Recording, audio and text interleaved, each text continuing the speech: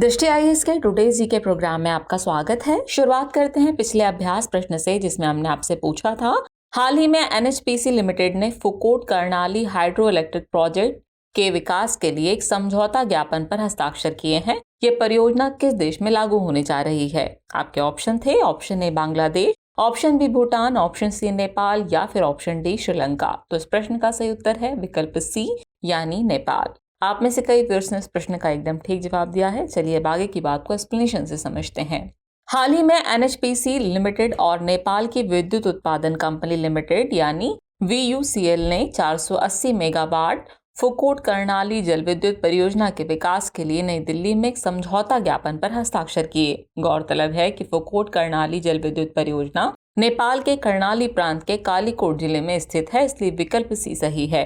ये परियोजना बिजली उत्पादन के लिए कर्णाली नदी के प्रवाह का उपयोग करेगी और उत्पन्न बिजली नेपाल की एकीकृत बिजली व्यवस्था में फीड की जाएगी। इस परियोजना की कल्पना peaking run of the river यानी PROR प्रकार की योजना के रूप में की गई है। बताते चले कि एनएचपीसी लिमिटेड जल विद्युत के विकास के लिए भारत में एक प्रमुख सार्वजनिक उपक्रम है। ये मिनी रत्न की स्थिति के साथ भारत सरकार का एक अनुसूची ए उद्यम है। इस तरह इस प्रश्न का सही उत्तर है विकल्प सी नेपाल। चलिए अब शुरुआत करते हैं आज के एपिसोड की। तो आज के एपिसोड का पहला प्रश्न है, प्राथमिक कृषि साख समितियों यानी PACS पैक्स के संबंध में निम्नलिखित कथनों पर विचार कीजिए। कथन 1 है, ये ग्राम स्तर की सहकारी साख समितियां हैं। कथन 2 है, ये अल्पकालिक ऋण देती हैं। और कथन 3 है, ये केवल 5% ब्याज पर फसली ऋण देती है। उपरोक्त में से कितने कथन सही हैं, आपको ये बताना है। आपके ऑप्शन है केवल 1, केवल 2, सभी 3 या फिर कोई नहीं। तो इस प्रश्न का सही उत्तर है विकल्प बी यानी केवल 2 कथन ही सही है। आइए एक्सप्लेनेशन से आगे की बात को समझते हैं। हाल ही में केंद्रीय मंत्रिमंडल ने सहकारी क्षेत्र में दुनिया की सबसे बड़ी अनाज भंडारण योजना की सुविधा के लिए एक अंतर मंत्रालयी समिति के गठन को मंजूरी दी है। ये योजना खाद्य सुरक्षा को मजबूत करने, अपव्यय को कम करने और किसानों को सशक्त बनाने के लिए प्राथमिक कृषि साख समितियों यानी PACS पैक्स के स्तर पर गोदामों और अन्य कृषि बुनियादी ढांचे के निर्माण पर केंद्रित होगी। बता दें कि प्राथमिक कृषि साख समितियां यानी पैक्स ग्राम स्तर की सहकारी ऋण समितियां हैं, इसलिए कथन 1 सही है। ये राज्य स्तर पर राज्य सहकारी बैंकों यानी SCB की अध्यक्षता वाली त्रिस्तरीय सहकारी ऋण संरचना में अंतिम कड़ी के रूप में कार्य करती हैं। ये अल्पावधि ऋण देती हैं, जिसे फसली ऋण के रूप में जाना जाता है, इसलिए कथन 2 सही है। फसल चक्र की शुरुआत में किसान अपनी बीज, उर्वरक आदि की आवश्यकता को पूरा करने के लिए ऋण प्राप्त करते हैं। बैंक इस ऋण को 7% ब्याज देती हैं, जिस पर केंद्र सरकार द्वारा 3% और राज्य सरकार द्वारा 2% की सब्सिडी दी जाती है। प्रभावी रूप से किसान केवल 2% ब्याज पर फसली ऋण प्राप्त करते हैं, इसलिए कथन 3 सही नहीं है। इस प्रकार केवल 2 कथन ही सही है, इसलिए विकल्प बी सही हुआ। यानी इस प्रश्न का सही उत्तर है विकल्प बी, केवल 2 कथन ही सही है। अगला प्रश्न है, हाल ही में समाचारों में देखा गया ERSO पहल किसके द्वारा शुरू की गई है? आपके ऑप्शन है संचार मंत्रालय, वित्त मंत्रालय, सूचना एवं प्रसारण मंत्रालय या फिर इलेक्ट्रॉनिक्स एवं सूचना प्रौद्योगिकी मंत्रालय। तो इस प्रश्न का सही उत्तर है विकल्प डी, इलेक्ट्रॉनिक्स एवं सूचना प्रौद्योगिकी मंत्रालय। हाल ही में सरकार ने भारत को दुनिया की मरम्मत राजधानी बनाने के लिए कुछ परिवर्तनकारी नीति और प्रक्रिया परिवर्तनों को मान्य करने के लिए ERSO पायलट पहल शुरू की है। ये पायलट पहल बेंगलुरु में आयोजित की जा रही है और इसे 3 महीने तक चलाया जाएगा। ये पहल इलेक्ट्रॉनिक्स और सूचना प्रौद्योगिकी मंत्रालय के दायरे में आती है, इसलिए विकल्प डी सही है। इसका उद्देश्य इलेक्ट्रॉनिक सामानों की मरम्मत के लिए भारत को एक केंद्र के रूप में बढ़ावा देना और 5 साल के भीतर वैश्विक मरम्मत सेवा बाजार के 20% हिस्से पर कब्जा करने की व्यवहार्यता और क्षमता का आकलन करना है। इस तरह इस प्रश्न का सही उत्तर है विकल्प डी, इलेक्ट्रॉनिक्स एवं सूचना प्रौद्योगिकी मंत्रालय। अगला प्रश्न है, अमचांग वन्यजीव अभ्यारण्य के संबंध में निम्नलिखित कथनों पर विचार कीजिए। कथन 1 है, यह असम राज्य में स्थित है। कथन 2 है, भारतीय सेना ने इसमें मानव हाथी संघर्ष को कम करने के लिए एक अनूठा पारिस्थितिकी तंत्र तैयार किया है। उपरोक्त में से कौन से ऐसे कथन सही है या फिर हैं, आपको ये बताना है। आपके ऑप्शन है केवल 1, केवल 2, 1 और 2 दोनों या फिर न तो 1 और न ही 2। तो इस प्रश्न का सही उत्तर है विकल्प सी, 1 और 2 दोनों ही कथन सही है। आइए एक्सप्लेनेशन देखते हैं। हाल ही में भारतीय सेना ने मानव हाथी संघर्ष को कम करने के लिए अमचांग वन्यजीव अभ्यारण्य में एक अद्वितीय पारिस्थितिकी तंत्र तैयार किया है, इसलिए कथन 2 सही है।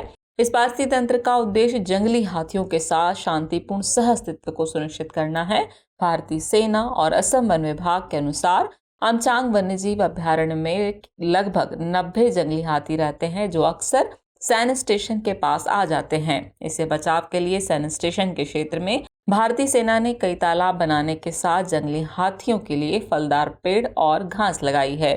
आपको बता दें कि अमचांग वन्यजीव अभ्यारण्य असम राज्य में गुवाहाटी के पास ब्रह्मपुत्र नदी के दक्षिण में स्थित है, इसलिए कथन एक सही है। यह अभ्यारण्य 78.64 वर्ग किलोमीटर के क्षेत्र में फैला हुआ है। इसमें उष्णकटिबंधीय नर्म पर्णपाती वन का प्रभुत्व है, जिसमें अवसादों और नदी घाटियों में अर्ध सदाबहार वन पाए जाते हैं। इस प्रकार इस प्रश्न का सही उत्तर है विकल्प सी, यानी 1 और 2 दोनों ही कथन सही हैं। अगला प्रश्न है विदेशी पोर्टफोलियो निवेश यानी एफपीआई और प्रत्यक्ष विदेशी निवेश यानी एफडीआई के संबंध में निम्नलिखित में से कौन सा कथन सही है। आपके ऑप्शन है एफपीआई बेहतर प्रबंधन कौशल और प्रौद्योगिकी लाने में मदद करता है, जबकि एफडीआई केवल पूंजी लाता है। एफपीआई सामान्य रूप से पूंजी उपलब्धता बढ़ाने में मदद करता है, जबकि एफडीआई केवल विशिष्ट क्षेत्रों को लक्षित करता है। एफडीआई केवल द्वितीयक बाजारों में प्रवाहित होता है, जबकि एफपीआई प्राथमिक बाजार को लक्षित करता है।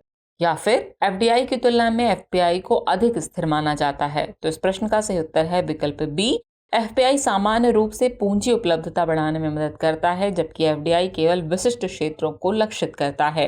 चलिए इस पेंशन सहाय की बात को समझते हैं। भारत चालू वित्त वर्ष में अब तक 61,958 करोड़ रुपए के कुल प्रवाह के साथ विदेशी पोर्टफोलियो निवेशकों यानी एफपीआई के लिए आकर्षक स्थलों में से एक बना हुआ है।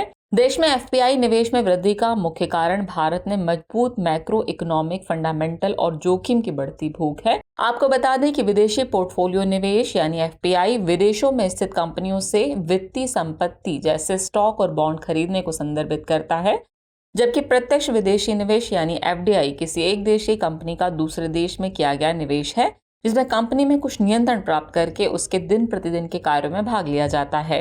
यदि हम एफपीआई और एफडीआई के संबंध की बात करें तो एफपीआई का प्रवाह केवल द्वितीयक बाजार में होता है, इसलिए यह एफडीआई की तुलना में अधिक अस्थिर है। एफपीआई नहीं, एफडीआई बेहतर प्रबंधन कौशल और प्रौद्योगिकी लाता है और एफडीआई विशिष्ट क्षेत्रों को लक्षित करता है, जबकि एफपीआई सामान्य रूप से पूंजी उपलब्धता में वृद्धि करता है।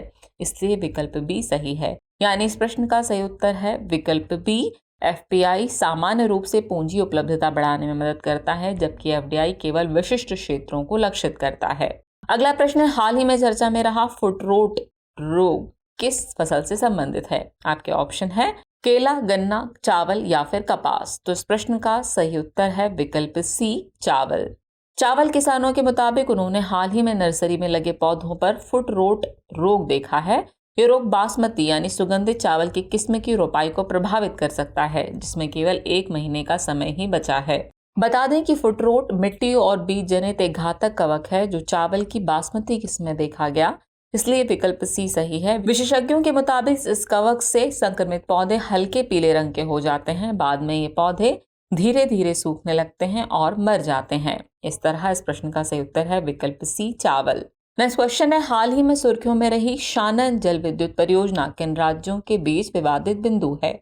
आपके ऑप्शन है हरियाणा और पंजाब, जम्मू कश्मीर और पंजाब, पंजाब और हिमाचल प्रदेश या फिर हिमाचल प्रदेश और उत्तराखंड। तो इस प्रश्न का सही उत्तर है विकल्प सी, पंजाब और हिमाचल प्रदेश। हाल ही में हिमाचल प्रदेश और पंजाब सरकार के बीच शानन जल विद्युत परियोजना के संबंध में विवाद देखा गया। दरअसल हिमाचल प्रदेश सरकार ने शानन जल विद्युत परियोजना के पट्टे का विस्तार या नवीनीकरण करने से इनकार कर दिया, जो 2024 में समाप्त हो रहा है। आपको बता दें कि शानन जल विद्युत परियोजना हिमाचल प्रदेश के मंडी जिले के जोगिंदर नगर में स्थित है। ये परियोजना वर्तमान में पंजाब सरकार के नियंत्रण में है। इसे मंडी के शासक राजा जोगिंदर सिंह बहादुर ने पंजाब को 99 साल के लिए पट्टे पर दिया था। चूंकि लीज अगले साल समाप्त हो रही है, इसलिए हिमाचल प्रदेश इस परियोजना को वापस लेने की मांग कर रहा है, जबकि पंजाब ऐसा करने का इच्छुक नहीं है।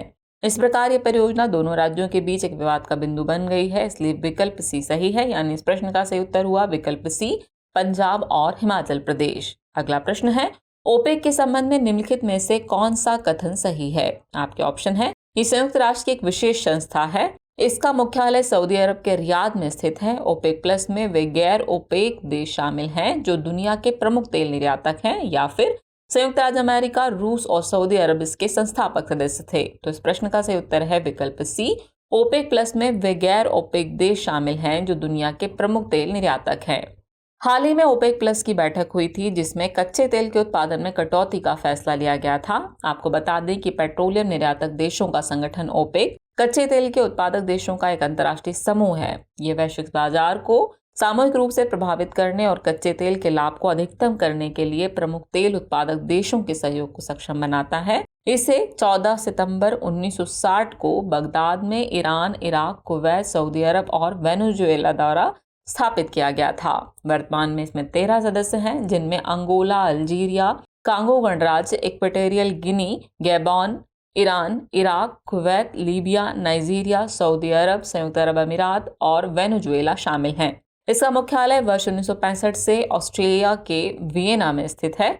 बताते चलें कि ओपेक प्लस में वे गैर ओपेक देश शामिल हैं जो दुनिया के प्रमुख तेल निर्यातक हैं, जिसमें मलेशिया, मैक्सिको, बहरीन सहित 11 सदस्य शामिल हैं। इसलिए विकल्प सी सही है। यानी इस प्रश्न का सही उत्तर होगा विकल्प सी। ओपेक प्लस में वे गैर ओपेक देश शामिल हैं जो दुनिया के प्रमुख तेल निर्यातक हैं। अगला प्रश्न है, किस देश की संसद ने देश के पहले डिफॉल्ट को टालने वाले ऋण सीमा विधेयक को मंजूरी दी है? आपके ऑप्शन है पाकिस्तान, अमेरिका, दक्षिण अफ्रीका या फिर यूनाइटेड किंगडम। तो इस प्रश्न का सही उत्तर है विकल्प बी, अमेरिका। हाल ही में अमेरिकी कांग्रेस ने अमेरिकी ऋण सीमा विधेयक को मंजूरी दी जिसने अमेरिकी सरकार के ऋण सीमा को बढ़ा दिया। इसने अमेरिका को पहली बार डिफॉल्ट होने से बचा लिया जो संभावित रूप से वैश्विक अर्थव्यवस्था को प्रभावित कर सकता था।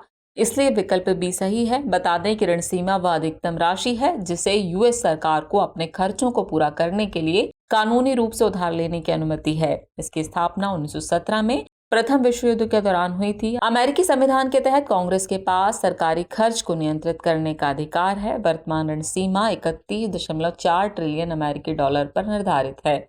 इसका मतलब यह है कि कांग्रेस की मंजूरी के बिना सरकार इस राशि से अधिक उधार नहीं ले सकती है। इस तरह इस प्रश्न का सही उत्तर है विकल्प बी, अमेरिका।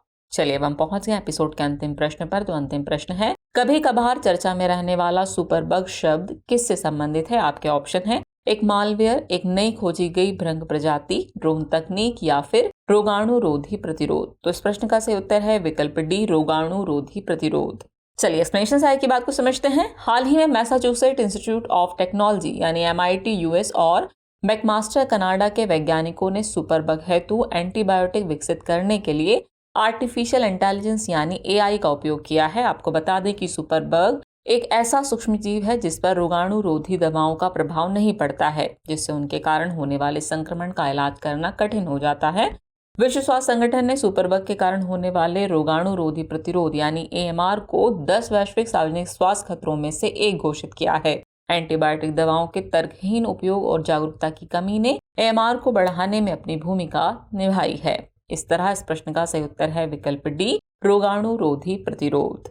चलिए अब नोट कर लीजिए आज के एपिसोड का अभ्यास प्रश्न। तो अभ्यास प्रश्न है, CSIR अरोमा मिशन किससे संबंधित है? आपके ऑप्शन है ऑप्शन ए गेंदा की खेती, ऑप्शन बी लेवेंडर की खेती, ऑप्शन सी गुलाब की खेती या फिर ऑप्शन डी चमेली की खेती। तो व्यूअर्स आज के एपिसोड में फिलहाल इतना ही। मिलते हैं नए एपिसोड में कुछ और नए सवालों और नई जानकारियों के साथ। तब तक के लिए शुक्रिया।